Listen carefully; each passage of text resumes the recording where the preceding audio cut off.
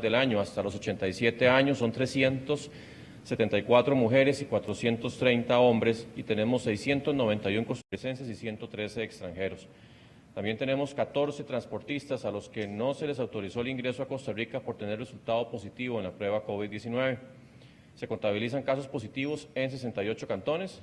Por edad serían 720 adultos, 41 adultos mayores y 43 menores de edad. Tenemos 520 personas recuperadas, ya rondamos el 65% de los recuperados en 59 cantones, con un rango de edad que va desde el año hasta los 86 años. Y en la distribución por sexo tenemos 252 mujeres y 268 hombres. Por edad serían 467 adultos, 27 personas mayores y 26 menores de edad. Se han descartado hasta el día de hoy 11.329 personas. Contabilizamos la lamentable cifra de 7 fallecimientos, todos hombres, con un rango de edad de 45 a 87 años. 21 personas están en este momento hospitalizadas, 6 de ellas están en unidad de cuidados intensivos. En el rango de edad de estas personas que están en cuidados intensivos va desde los 53 hasta los 75 años. Al día de hoy se han procesado un total de 17.470 muestras.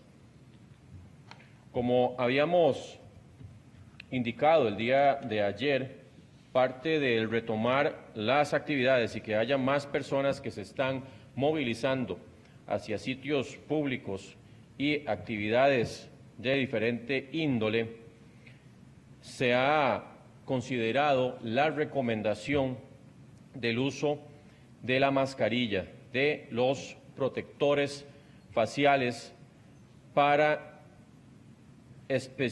situaciones muy particulares, en realidad que se pueden presentar con mucha frecuencia, que sobre todo es en el uso de transporte público, en el uso para las personas que atienden al público en general y también en momentos en que haya reuniones presenciales de forma física por 15 minutos o más para las personas que están ahí. Yo quiero aclarar, recordemos que ayer repasamos las reglas de oro.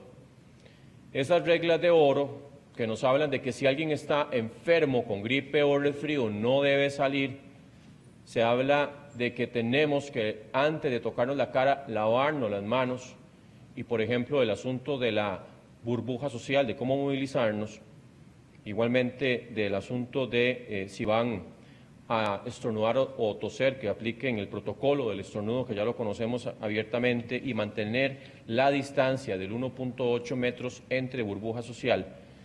Esas reglas son súper importantes y nunca el uso de mascarillas, nunca va a reemplazar esas otras medidas. Uno de los temores que hemos tenido es que el uso de mascarillas, las personas se sientan suficientemente seguras y dejen de utilizar o dejen de estar en el distanciamiento de 1.8, dejen de lavarse las manos antes de tocarse la cara o eventualmente incluso de manipular las mascarillas. Así que eso yo quiero ser muy enfático, porque no se trata jamás de que el uso de mascarilla va a sustituir el lavado de manos frecuente, especialmente antes de tocarnos la cara, o el distanciamiento físico de 1.8 metros entre personas o burbujas sociales. Haciendo ese énfasis, porque yo quiero que quede bien claro que esto es complementario, es una medida que apoya las demás y nunca reemplazarlas. Vamos a hablar de cómo se usa la mascarilla correctamente. La regla de oro para el uso de mascarilla es que si usted agarra una mascarilla y no se lavó las manos, usted perfectamente pudo haber tocado un objeto con el virus y al tocar la mascarilla pasó el virus a la mascarilla. Y entonces usted, al ponérsela, más bien lo que hizo fue infectarse con el virus. Entonces, la regla de oro siempre es, antes de ponernos o de colocarnos la mascarilla y después de tocarla, se deben lavar las manos. Y después de tocarla, lo digo porque recordemos que el hecho de que la mascarilla va a estar en contacto frecuente con la boca y la nariz va a hacer también que, pues obviamente, haya algún riesgo de que esa persona, recordemos que la mascarilla la vamos a usar especialmente tiene algún nivel de protección para uno mismo, pero principalmente es para proteger a las personas que están alrededor. Y si yo no me lavo las manos después de colocar la mascarilla, recolocarla o de manipularla, perfectamente también lo que estoy haciendo es que con esas gotitas de saliva que ya están impregnadas en la mascarilla, toco otros objetos o a otras personas y al no lavarme las manos, más bien también puedo estar incluso infectando a otras personas. Recordemos que las mascarillas tienen un lado justamente que es el lado que tiene que ir hacia adentro y un lado que tiene que ir hacia afuera. Tenemos que verificar ese infográfico que estaban viendo ustedes en pantalla, está en la página web del Ministerio de Salud y ahí ustedes pueden orientarse bastante cómo es que se debe utilizar. Debe verificarse que la mascarilla no venga con rasguños o con agujeros. En el momento que tenga algún rasguño o algún agujero, pues ya pierde mucho su utilidad justamente porque la idea es que no se escapen gotitas de saliva al momento de usarla. Tenemos que usarla siempre cubriendo la nariz, así como se ve en la tercera figura superior hacia la derecha, que tiene que cubrir la nariz y la boca. Uno de los errores más frecuentes es que la gente usa la mascarilla y solamente la usa cubriéndose la boca. Y ese cubrirse solamente la boca, recordemos que el virus también puede salir a través de la nariz, ¿verdad?, de las secreciones nasales, y que pues obviamente es una protección incompleta para al momento de usarlas, solamente usarla en la boca. Tiene que cubrir la nariz y tiene que cubrir la boca. Muchas de estas mascarillas tienen, o la mayoría, casi que todas, tienen como un tipo de alambre que permite justamente acomodarla mejor en la parte nasal. Está aquí en esta parte. Entonces, cuando ustedes la colocan, tienen que tratar de hacerle el mejor ajuste hacia lo que es el puente nasal, de tal forma también de que haya mayor protección de tanto de egreso como eventualmente de ingreso de gotitas de saliva. Cuando usted ya se colocó la mascarilla, es importante evitar estarla manipulando. Por lo mismo que ya dijimos, cada manipulación, pues en realidad es un riesgo de contaminarla y muy importante que cuando la mascarilla ya se humedece suficiente, ya se siente que está húmeda, tiene que ser reemplazada. La mascarilla, especialmente estas que son desechables, no deben ser usadas durante todo el día la misma mascarilla, y menos varios días. Estas mascarillas no son lavables, no son reutilizables. Así que en el momento que la mascarilla ya se humedece suficiente, porque estamos respirando, porque eventualmente estamos hablando, ya se pierde la capacidad que tiene también de protección, se pierde bastante. Entonces, en el momento que ya la mascarilla se siente húmeda, es importante que hay que cambiarla. Igual, si usted ocupa por algún asunto, se le desajustó la mascarilla y ocupa ajustarla, cuando ya se la ajusta, tiene que lavarse las manos después de manipularla. Por lo mismo que estamos hablando, porque hay un riesgo de contagio con las gotitas de saliva que están quedando impregnadas en la mascarilla. Y al momento de retirársela, hay que quitársela por detrás, no por el lado de adelante, sin tocar el frente, y desecharla inmediatamente en un contenedor, ojalá con tapa cerrada. No dejarla a que cualquier persona pueda tocarla, pueda manipularla, porque igual, recordemos que la mascarilla, en el momento que uno ya se la quita, es eventualmente un material que puede contagiar a alguien más. Entonces es importante en el basurero, con tapa, y no dejarla por ahí en algún lado. Recordemos también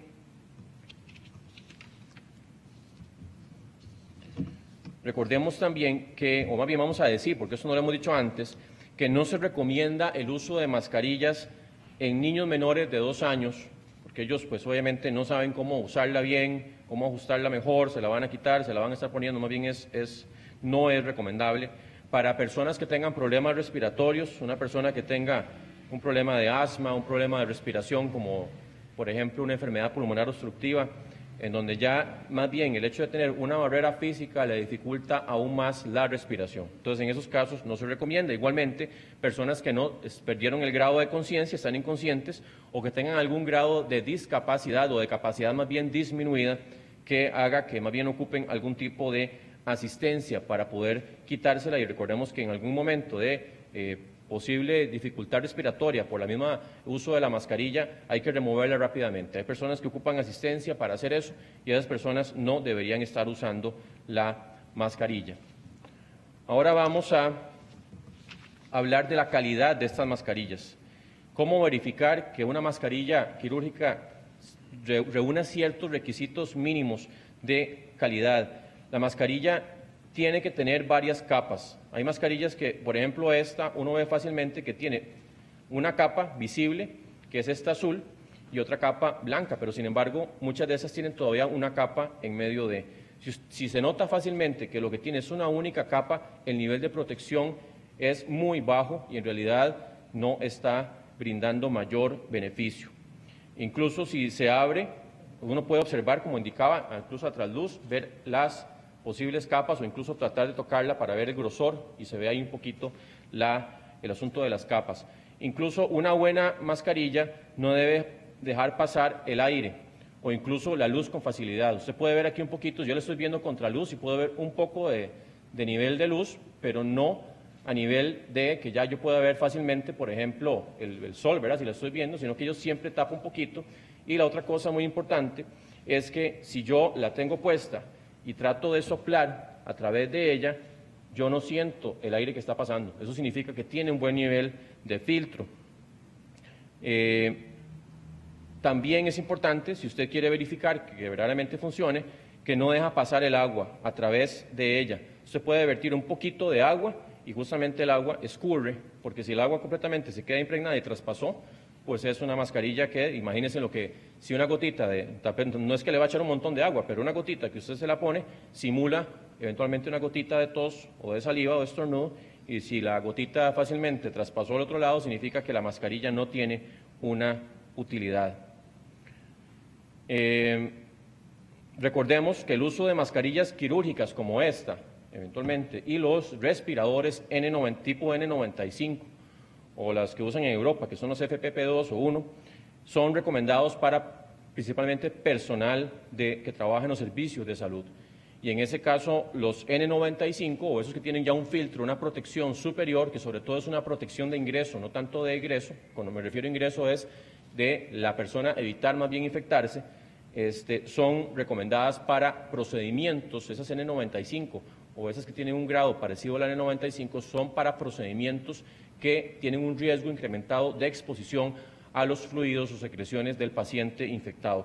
Que en ese sentido, por ejemplo, lo que es una toma de muestra de un paciente sospechoso por COVID-19 o por eventualmente otro virus que sea altamente transmisible con un perfil como el de COVID, o que vayan a hacer una extubación ya en unidades de cuidados intensivos o procedimientos similares, tienen que usar la N95. Igualmente, las personas que están enfermas con COVID sí se recomienda este tipo de mascarillas, al igual que las que están cuidando un enfermo. Las personas que cuidan enfermos también se recomienda que usen ese tipo de mascarillas. Una alternativa para no hacer que se depleten las mascarillas para la gente del sector salud también es usar una mascarilla confeccionada en la propia casa o con ayuda de alguna persona que tenga habilidades en la parte de manejo de costura. Pero entonces ahí también ustedes van a encontrar en la página web del Ministerio de Salud el esquema o el patrón para poder hacer eventualmente una mascarilla. Sería una mascarilla parecida a esta, en donde aquí esta mascarilla tiene dos capas. Tiene lo que es el elástico, que puede ser un elástico parecido a esta, que vaya hacia las orejas, se sostiene en las orejas, o un elástico como este que más bien va hacia la nuca y a la parte de abajo, y el elástico de arriba iría más bien hacia esta zona occipital, la parte de atrás de la cabeza hacia arriba, y que tiene dos capas, como mencionaba, una capa interna que es la capa de algodón, es una tela parecida a esta, ¿verdad? Puede ser tocoma o algún tipo de algodón, que esa lo que hace es justamente atrapar las gotitas de saliva que salen de la boca y la nariz de las personas, o las gotitas de secreción, y una tela antifluidos que justamente evita que las gotitas se escapen hacia el exterior. Entonces, esas dos capas, por ejemplo, como esta, que ya les dije que el patrón está disponible en la página web del Ministerio de Salud, usaría entonces esas dos tipos de tela unidas, este lado del antifluido, la parte externa, la parte interna, el algodón, y con el elástico, obviamente se ocuparía aguja, hilo y las tijeras, y eventualmente si hay una máquina de coser, pues se puede usar para facilitar la confección. Ahí está toda la instrucción, en donde justamente en la página web del Ministerio de Salud viene claro que se cortan dos rectángulos de tela, ¿verdad? Vienen las medidas. Es importante que las medidas, pues obviamente también ahí viene recomendado que sean de 25 centímetros por 15 centímetros, pero también la persona podría tener un poco más ancha la fascia, ¿verdad? La parte aquí de la boca, entonces podría ser un poquito más o eventualmente un poco menos. Lo que sí es claro es que tienen que buscar el mejor ajuste del elástico, de tal forma que no le quede ni demasiado presionado ni demasiado flojo para que pueda justamente sostenerse la mascarilla. Si queda demasiado presionado con un elástico muy corto, le va a provocar mucho desconfort y usted no va a querer usarlo. Entonces es importante también tratar de medir esos largos del elástico para que tenga el mejor ajuste posible. Recordemos que estas mascarillas hechas en casa son parcialmente efectivas, ofrecen una barrera física para las partículas virales, pero no son tan efectivas como las quirúrgicas o como los respiradores N95, tipo N95, porque no tienen un filtro respiratorio. O sea, el filtro que usa aquí más que todo es la capa de tela antifluidos, pues que sí ayuda, pero obviamente estas pues confieren un grado un poco mayor, pero sí son efectivas. Entonces, si la gente no puede conseguirlas, sí confieren protección, especialmente como los indicaba, para que los demás no se vayan a infectar. Son muy útiles para personas que tienen que hacer una salida rápida o que tienen que usar un uso, como por ejemplo en un autobús, eventualmente, es una buena solución. Insisto en que por ningún motivo las mascarillas van a reemplazar el distanciamiento físico, el distanciamiento en burbujas sociales, porque no es que yo tengo la mascarilla puesta y ya me puedo acercar a personas que no viven en mi burbuja social y que entonces estoy transgrediendo el 1.8 metros y eso más bien también me expone. Entonces es importante siempre el respeto que tenemos que tener al distanciamiento de los 1.8 metros entre burbuja social no puede perderse de perspectiva, no puede perderse de vista. Esa es regla de oro la número 2. Recordemos que la 1 es nadie enfermo tiene que salir a lugares públicos. También hay una alternativa al uso de mascarillas, que son estas caretas, ¿verdad? O face, que también se llaman, que eventualmente más bien, bueno, se protegen incluso un poco más, en el sentido que también protegen los ojos, aunque recordemos que el mayor beneficio del uso de mascarillas es para proteger a los demás, pero esta eventualmente también confiere un grado de protección para los ojos, además de la boca y la nariz. No tienen obviamente el cierre un poco más ajustado en la parte de nariz y boca, pero también pueden conferir un grado importante de protección y que también pues obviamente estas tienen que ser lavadas adecuadamente, ¿verdad? Después de cada uso y también no es para dejarlas por ahí, ¿verdad? Sino que ya una vez que se termina su uso tienen que ser guardadas, ¿verdad? Para poder ser lavadas adecuadamente y no dejarlas para que cualquier otra persona las vaya a manipular. Ese sería el mensaje de hoy con respecto a las mascarillas. Repasando entonces, tenemos que lavarnos las manos con agua y jabón antes de ponerse la mascarilla, verificar que no tenga rasgaduras o agujeros, en el caso de las no hechas en casa, colocarla de forma que cubra la nariz y la boca, asegurarse que no haya espacios entre la cara y la mascarilla, no tocarla para evitar contaminación y si se toca tiene que lavarse las manos con agua y jabón, no quitársela mientras está en público. Ese es el chiste que tiene, o sea, obviamente si usted la está usando y está en una reunión, pues si se la quitó ya perdió todo el sentido. La mascarilla debe desecharse en un recipiente cerrado y recordemos que si está húmeda debe cambiarse. Así que esas son las recomendaciones sobre el uso de mascarilla. Como ya informamos, queríamos pues hacer extensivo esta recomendación, es un poquito más específico sobre cómo se usa, en qué momento se usa y cuáles son las posibilidades. También es importante recordar que, por ejemplo, hay supermercados que han colocado barreras físicas que son como capas gruesas de plástico, ¿verdad?, para proteger al momento de la interacción con el público. Si ya se han colocado esas barreras físicas rígidas, porque también hemos visto que usan plástico de ese como para empacar y eso no es para nada recomendable, pero si hay ya de las barreras físicas, no hace falta que esté usando, por ejemplo, la persona que está cobrando en caja, las mascarillas estas, perdón, las caretas, o esto ya pierde sentido porque ya hay una barrera física que justamente está protegiendo a las dos personas en la interacción que existe. Entonces, más bien ya sale sobrando el uso de mascarillas o de las facetas, de estas caretas que también se pueden utilizar como alternativa a las mascarillas. También, sí, quería informar que hay algunas preguntas con respecto a la realización de la romería de este año. Nosotros ya hemos conversado con la Conferencia Episcopal sobre los riesgos que representa este asunto para la población. Ellos están completamente conscientes de que en este momento, pues en realidad hay un riesgo incrementado en medio del COVID-19. Al respecto, ellos van a emitir un pronunciamiento, el cual nosotros esperaremos justamente y vamos a respetar con respecto a la ocurrencia de la romería, pero yo quiero sí informar a la población que ya todos los miembros de la conferencia están sumamente conscientes y colaboradores en el sentido de que entienden el riesgo que existe con la romería de efectuarla en medio de una pandemia.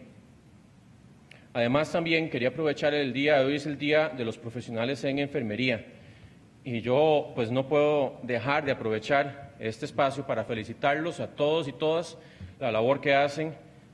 Todos los que trabajamos en salud sabemos que son los que permiten muchas de las acciones de atención de pacientes y el trabajo es enorme, es un trabajo muy fuerte, ¿verdad?, muy de estar al lado del paciente en ese acompañamiento, en esa atención, en esa ayuda a los médicos, en esa interacción incluso con otros profesionales y técnicos que trabajan en salud.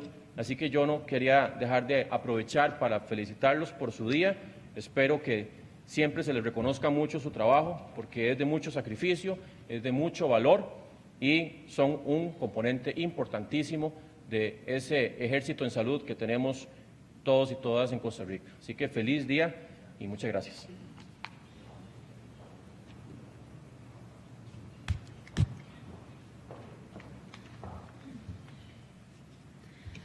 A continuación, escucharemos el informe de acciones de la Caja Costarricense de Seguro Social por parte del presidente ejecutivo de la institución, el doctor Román Macaya.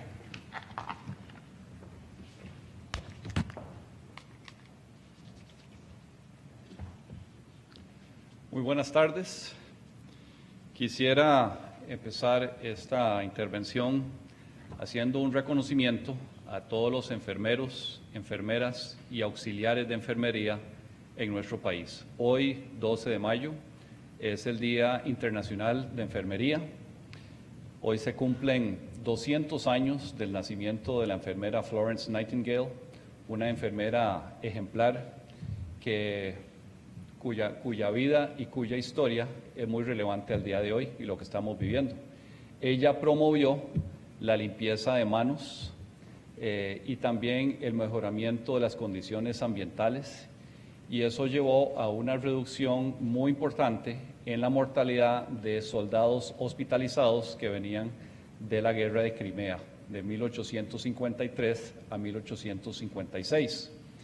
Y esa fecha, 1856, es muy relevante en nuestra historia porque fue el inicio de la gran campaña nacional contra los filibusteros y cuyo final desenlazó con un brote de una epidemia de cólera. Cuando esos soldados regresaban de Nicaragua, se trajeron esta enfermedad y este brote de la cólera en esos años se estima que mató al 10% de la población costarricense. Así que la historia nos da lecciones que se han aprendido y que seguimos aprendiendo de ellas.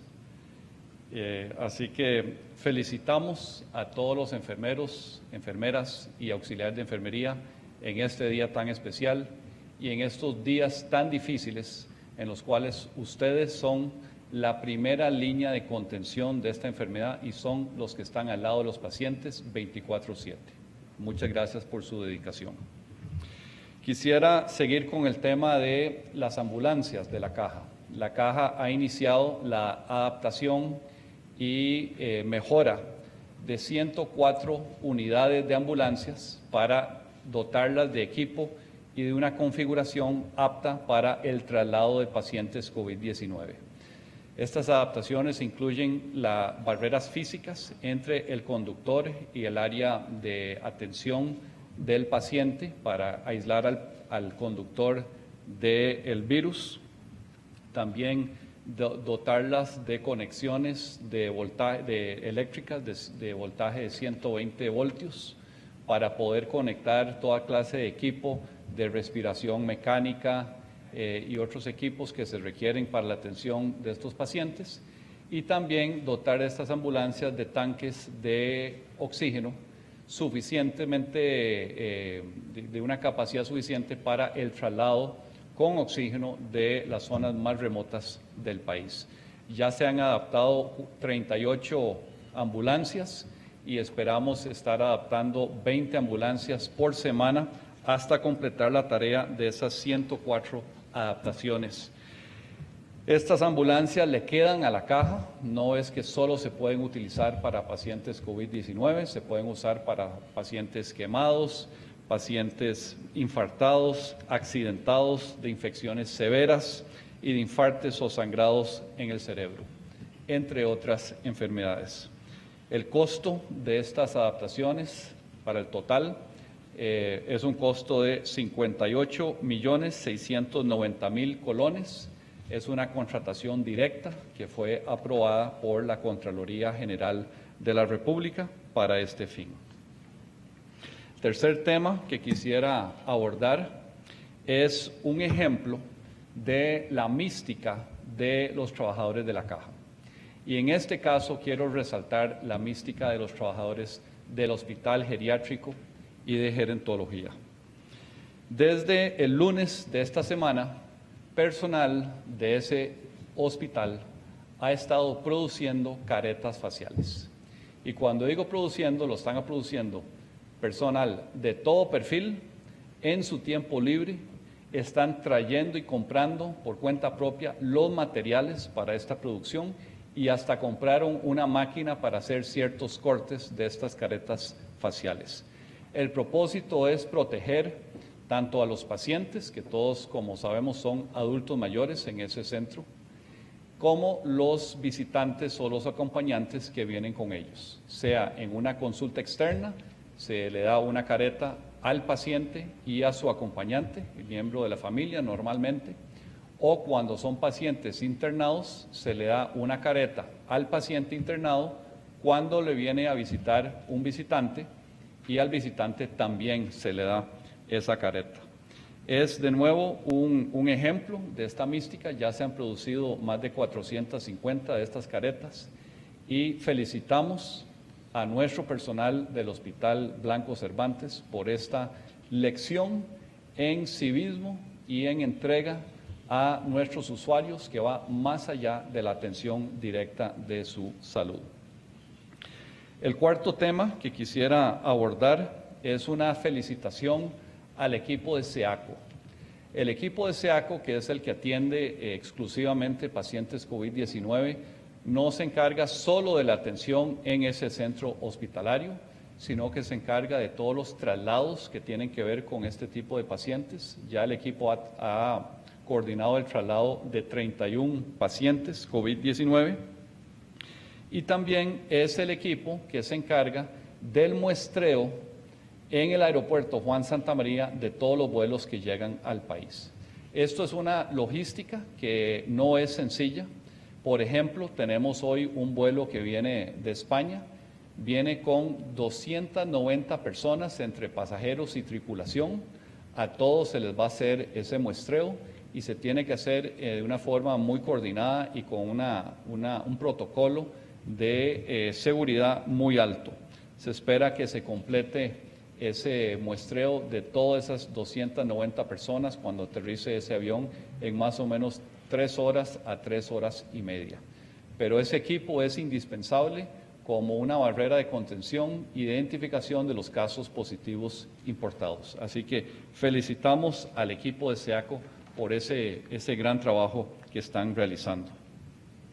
Y finalmente, nada más anunciar que el lunes 11 de mayo, el banco de sangre del Hospital San Juan de Dios ya comenzó a recolectar plasma convaleciente. En este caso fue de un donante de 35 años que con mucha entrega y amor al prójimo está donando su plasma con la esperanza de que ese plasma que contiene anticuerpos que lograron derrotar al virus en su cuerpo le sirvan a otro paciente activo y que esperamos sea una terapia funcional. Todavía no se ha probado en un paciente activo, pero ya anunciamos que la semana pasada se comenzó a tomar plasma en el Banco Nacional de Sangre, así que ya se unió el Banco de Sangre del Hospital San Juan de Dios y también se unirán los bancos de sangre del Hospital México y el Hospital Calderón Guardia. Así que para todos esos pacientes que van evolucionando positivamente, que van dando negativo en 2 pruebas consecutivas y que ya se les da, digamos, de alta, que ya pasaron por esta enfermedad y ya son pacientes recuperados, les pedimos, por favor, consideren donar sangre. Es un gesto y una acción voluntaria, pero podría ayudarle a un paciente que en este momento esté pasando por lo que ustedes ya pasaron.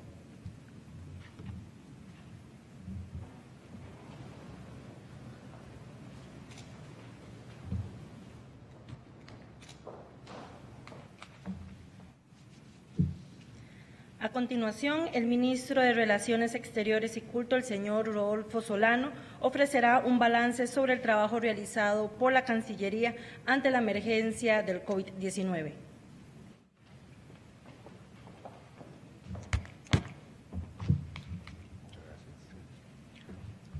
Muy buenas tardes.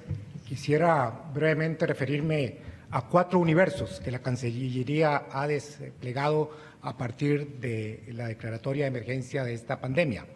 El primero de ellos, y muy importante, es la materia consular. La materia consular enfocada desde el punto de poder asistir en forma y tiempo a una gran cantidad de costarricenses que se encuentran en el exterior en este momento y aún se encuentran por diferentes motivos. La diáspora costarricense en el exterior es amplia. Según el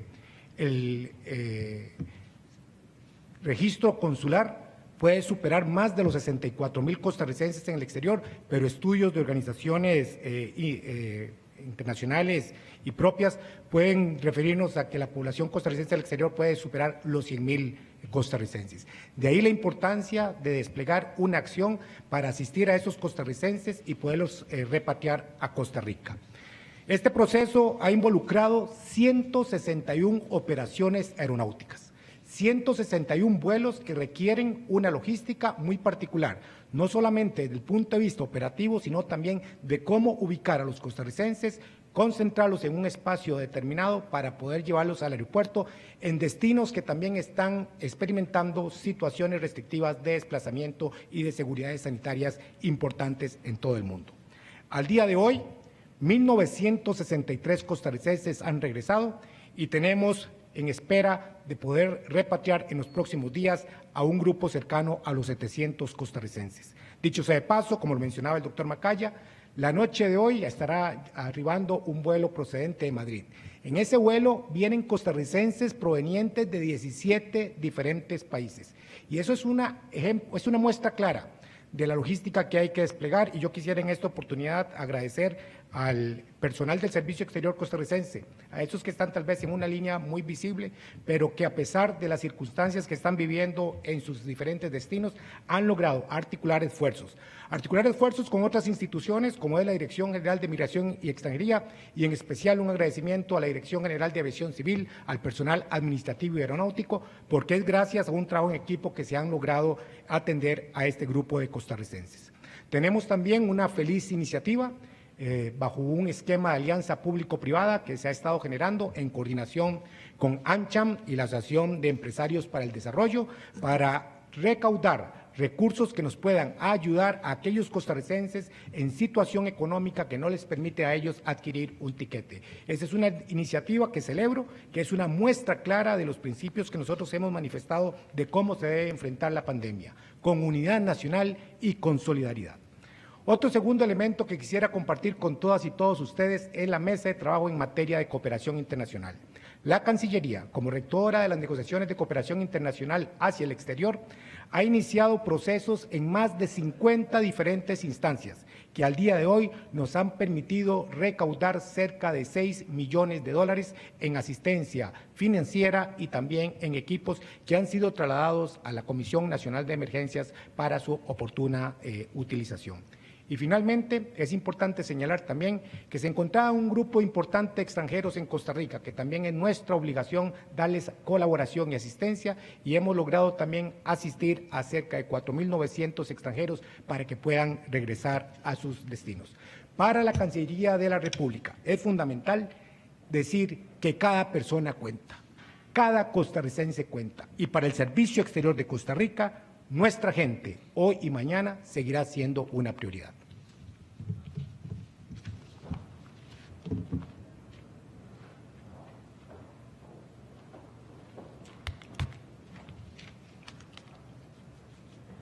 Continuamos con el periodo de consultas. Iniciamos con Pablo Campos, del medio Multimedios.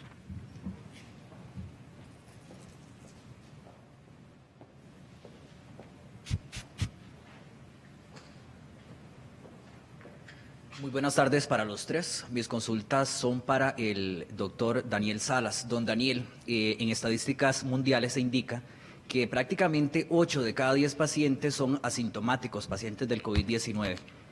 Considerando esos 804 casos de COVID-19 en nuestro país, ¿cuántos han sido asintomáticos? Y por otro lado, hoy están recomendando el uso de la mascarilla 69 días después de que llegó el COVID-19 a Costa Rica. ¿Por qué no se hizo antes, como se ocurrió en otros países? ¿Y cuáles parámetros se utilizaron para no hacerlos antes? Y la recomendación que se está dando hoy, ¿qué parámetros están utilizando? Gracias.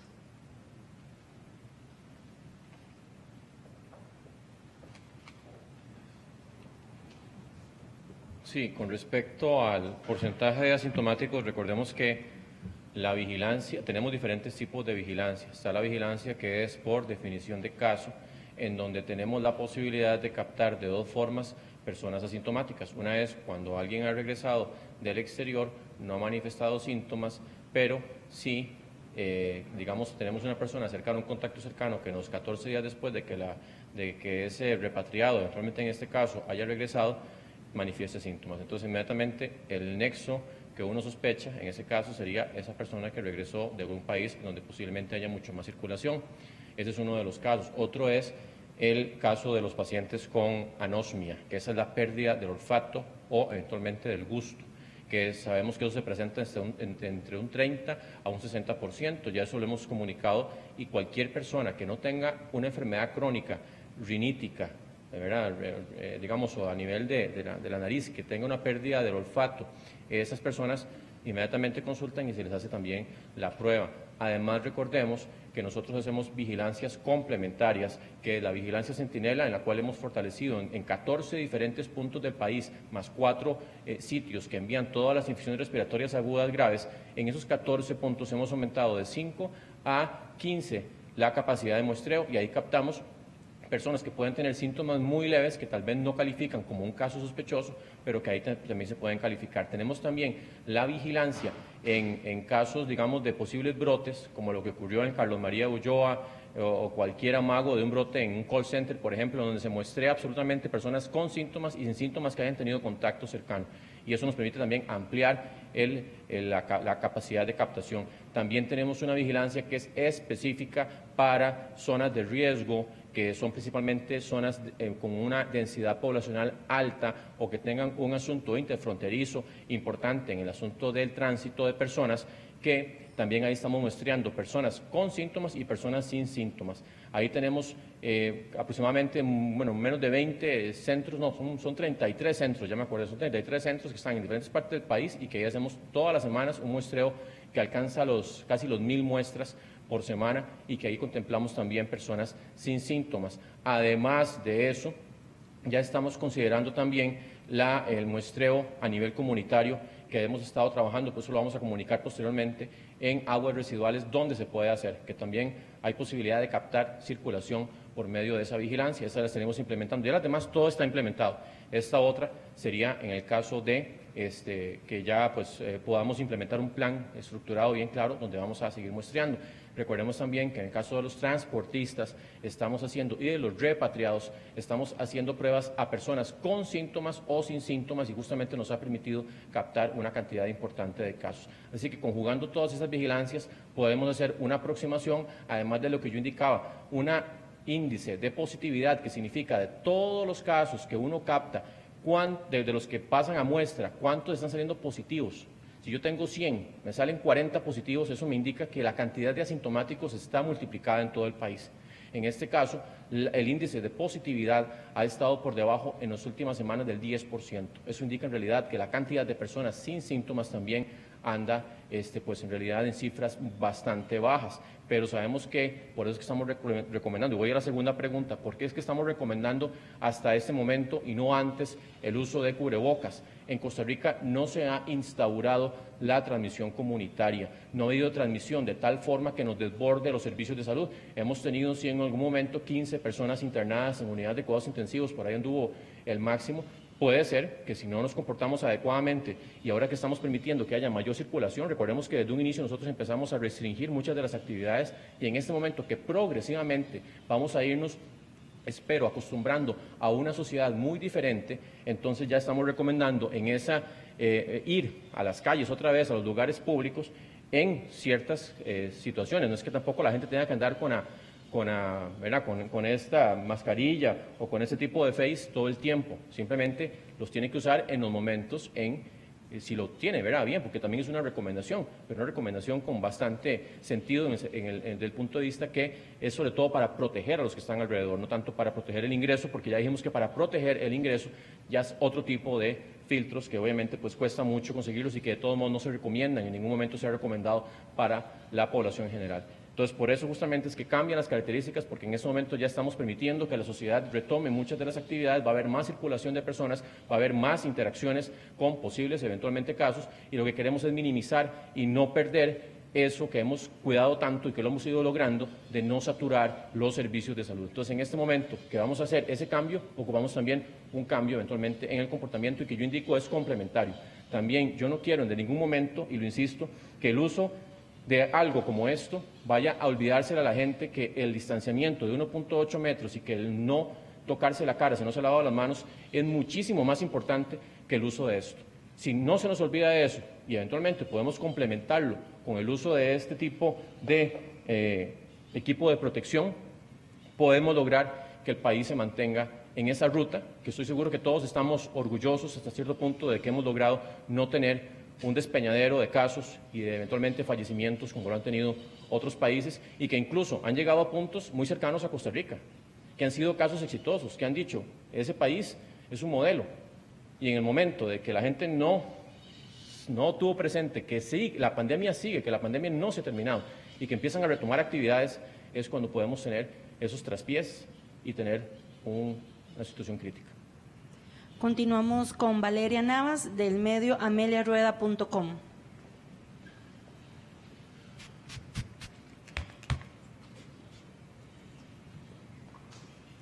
Buenas tardes. Para el ministro Salas, en Estados Unidos y otros países como Francia, Reino Unido, investigan la posible relación entre el síndrome de Kawasaki y el COVID-19.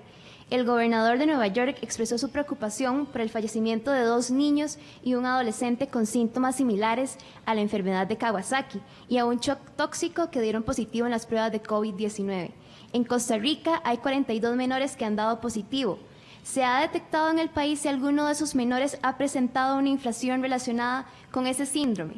¿Se hace algún llamado a los padres de niños que dan positivos? Muchas gracias.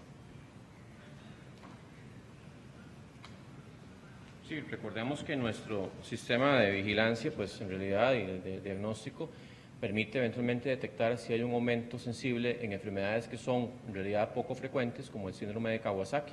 En este momento no hemos tenido ningún reporte de aumento de casos. Sabemos que la cantidad de casos en niños, pues obviamente ha sido menor en comparación con los adultos, no así con los adultos mayores, es verdad que hemos tenido una relación bastante directa, pero ya la comunidad médica y científica del país está al tanto de esos reportes y están vigilantes de que si ocurriera eventualmente un aumento inusitado de síndromes de Kawasaki, inmediatamente veríamos si existe verdaderamente esa posible relación. Sabemos que el síndrome de Kawasaki, al ser una vasculitis que en algunos casos también media el sistema inmunológico, pues puede tener eventualmente alguna relación. Pero eso ya el sistema está alertado de que justamente igual como está con, por ejemplo, el caso de la anosmia, de la pérdida del olfato, de que si están detectando personas con pérdida de olfato, eventualmente niños con Kawasaki, pues también que estemos al tanto de ese comportamiento de la enfermedad.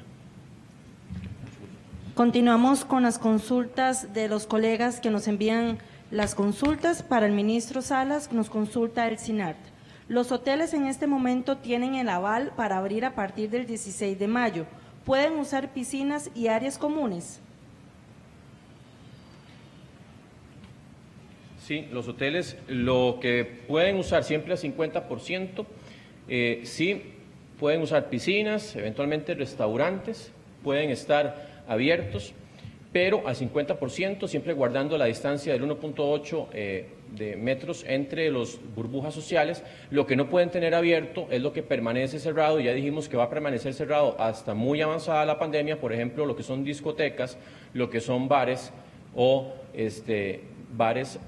discotecas o casinos también. Esos 3 que estén dentro de un hotel no pueden estar abiertos, a pesar de que ya se les permitirá a partir del 16 el funcionamiento.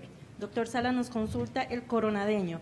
Hoy, al igual que el domingo pasado y otros días, y pese a lo que usted dijo ayer, un grupo grande de ciclistas subió a la zona alta de nuestro cantón, juntos y sin importarles el riesgo para nuestra población.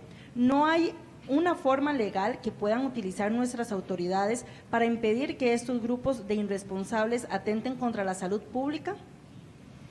Aquí yo siempre lo insisto y lo retomaré cuantas veces sea necesario, que unos pocos pueden exponer a muchos, que el riesgo no asumido de unos cuantos ciclistas que no conviven en esa burbuja social y que tienen comportamientos eventualmente que ponen en riesgo la transmisión, al final de un grupo, por ejemplo, de 50 ciclistas, de 20 ciclistas, si no respetando la burbuja social, pueden llegar y en sus lugares de trabajo, en sus lugares de convivencia social, pueden llevar el virus y provocar brotes en diferentes partes de la población. Aquí el asunto más importante siempre es la conciencia. Yo sé que hay gente, y lo hemos venido diciendo, hay gente que es bastante sensible y ha entendido que la pandemia está en este momento golpeando fuertísimo a muchos países, que hay gente que se está muriendo en cantidades muy importantes y que ese virus está también aquí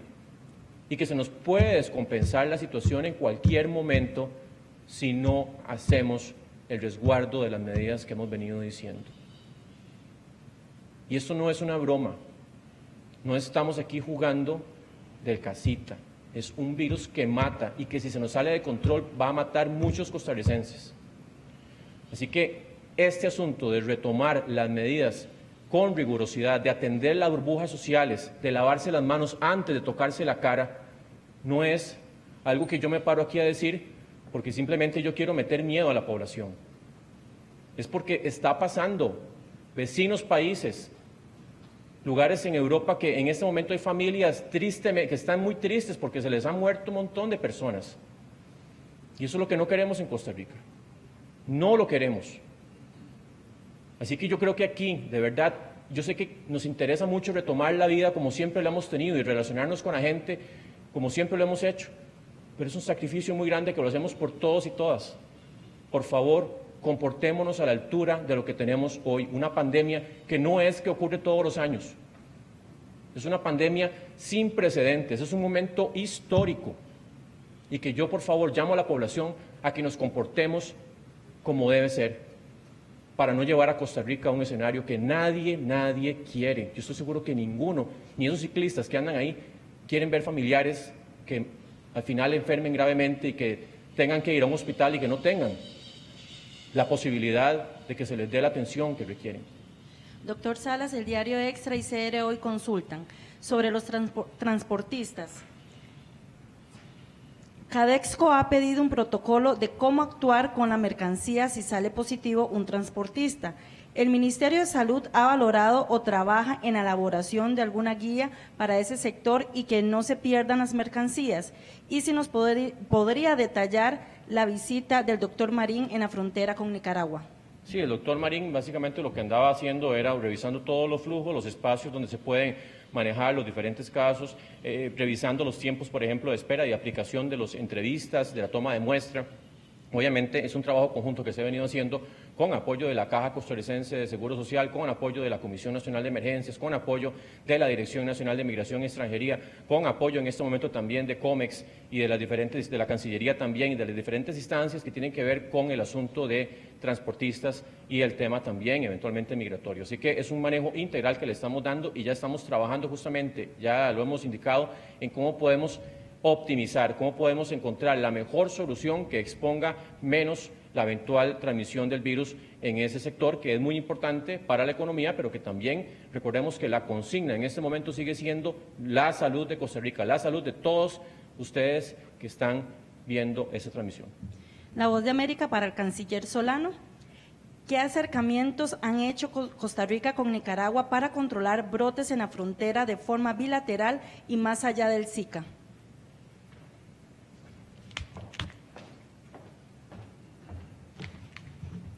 Yo quisiera señalar que hemos sido claros que la pandemia no reconoce ni fronteras, ni nacionalidades, ni condición socioeconómica.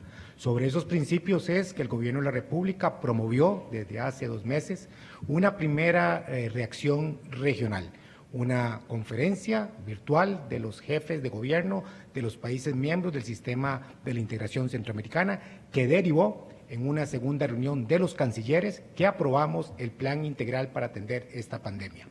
En ese marco, Costa Rica ha promovido encuentros bilaterales, tanto con Nicaragua como con Panamá, propiciando 4 ejes fundamentales: salud, seguridad, migración y atención de emergencias. Se han mantenido con ambos países de igual forma contactos y consultas. De hecho, el día de hoy y el día de ayer, equipos técnicos, tanto del lado nicaragüense como costarricense, en frontera, han estado también conversando sobre cómo vamos a maniobrar el tema de los flujos comerciales, de las cadenas de suministro, como lo acaba de señalar también el doctor Salas. Costa Rica, al igual que con todos los países de la región, mantenemos comunicación fluida. Yo converso con los cancilleres, nuestros equipos técnicos están conversando porque es fundamental el abordaje regional. En ese sentido, nosotros mantenemos un diálogo técnico permanente tanto con las autoridades nicaragüenses en la frontera norte como con las autoridades panameñas en el sur. Finalizamos la última consulta para el ministro Salas de Noticias Colombia. ¿Por qué las tiendas de ropa, calzado, artículos deportivos y electrodomésticos no pueden abrir en fin de semana y algunos supermercados que venden esos artículos sí tienen abiertos esos departamentos en sus locales los sábados y domingos? ¿Y a partir de cuándo también podrían circular busetas de turismo?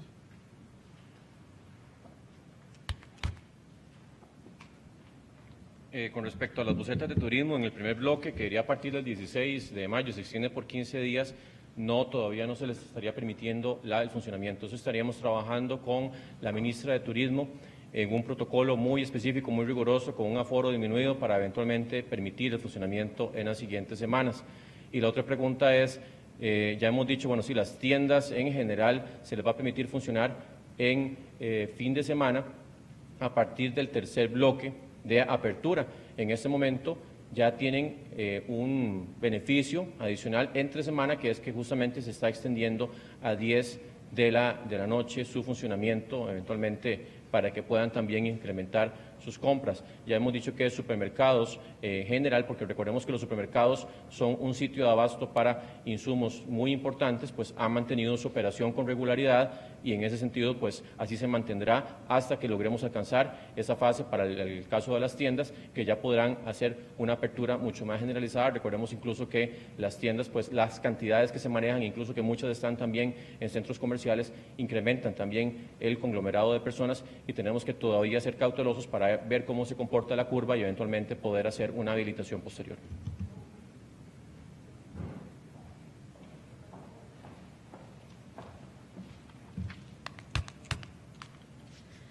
Damos por concluida esta conferencia de prensa. Agradecemos la participación del ministro de Salud, el doctor Daniel Salas, el ministro de Relaciones Exteriores y Culto, el señor Rodolfo Solano, y el presidente de la Caja Costarricense de Seguro Social, el doctor Román Macaya. Gracias por acompañarnos. Los esperamos mañana con una nueva actualización al ser las 2:45 p.m. Muy buenas tardes.